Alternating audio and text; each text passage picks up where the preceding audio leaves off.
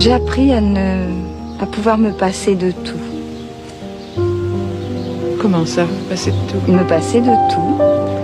Je trouve que rien n'est indispensable au bonheur et que si quelque chose ne va pas, il faut jamais s'accrocher, que ce soit le cinéma ou autre chose. Il faut s'accrocher à autre chose qui vous apportera du bonheur, de la sérénité, des joies.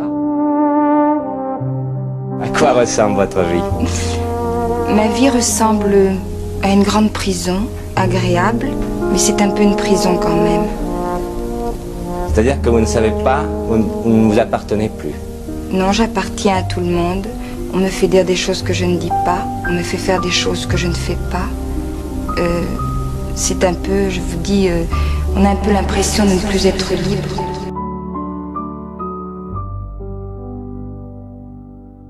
Je crois que chaque femme, plus ou moins, a quand même une beauté en elle qu'elle ne sait pas développer. Je crois qu'il n'y a pas vraiment de gens laids au départ. Mais on ne soigne pas, ou on ne recherche pas ce qu'il y a de plus beau en soi, ou on ne se connaît pas. Mais enfin, je crois que chacun a beaucoup de beauté.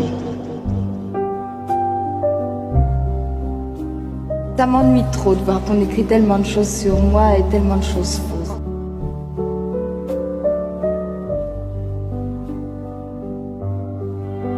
Aussi qu'il y a des adultes malheureux et qu'il y a des peuples malheureux, mais le fait d'abandonner des animaux et de rendre des chiens malheureux n'arrangera pas le problème ni de ces enfants, ni de ces peuples, ni de ces adultes. Et moi, à mon degré, je fais ce que je peux. Si je pouvais empêcher les guerres et la famine, je les empêcherais. J'essaye d'empêcher la misère animale et j'y arrive déjà pas. Je suis prisonnière de moi-même. C'est-à-dire que de toute ma vie, j'ai pas pu aller dans un bistrot, boire un café, en terrasse où les gens me reconnaissaient, appelaient, viens voir, il y a Brigitte Bardot, viens faire signer le truc, viens faire bon. Prisonnière de moi. C'est terrible ça.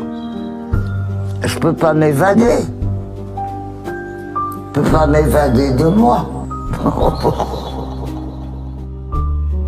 Vous n'avez pas peur qu'on vous oublie, on oublie votre carrière, on oublie tout? Mais je ne me laisserai pas oublier parce que, la carrière, c'est une page tournée, mais je ne me laisserai pas oublier parce que je mène un combat très difficile, très dur, qui est le combat de la défense animale. Je me suis dit, je veux passer ma vie à défendre les animaux et à essayer de faire comprendre aux gens que l'animal, c'est quelque chose d'extraordinaire. J'aime pas tellement la vie, mais je déteste la mort. Elle m'a appelé, elle a dit piou-piou, fini. Vous avez compris qu'elle était partie à ce moment-là? Pas tout de suite, non, j'ai été un peu surpris. Comme je dormais à moitié, je me suis soulevé et puis j'ai vu qu'elle respirait plus. Et j'ai vu, dans le quart d'heure qui vient, sa souffrance partir. Elle est devenue magnifique. J'ai vécu comme j'avais envie de vivre, comme je le ressentais. On va se taper un coup de champagne.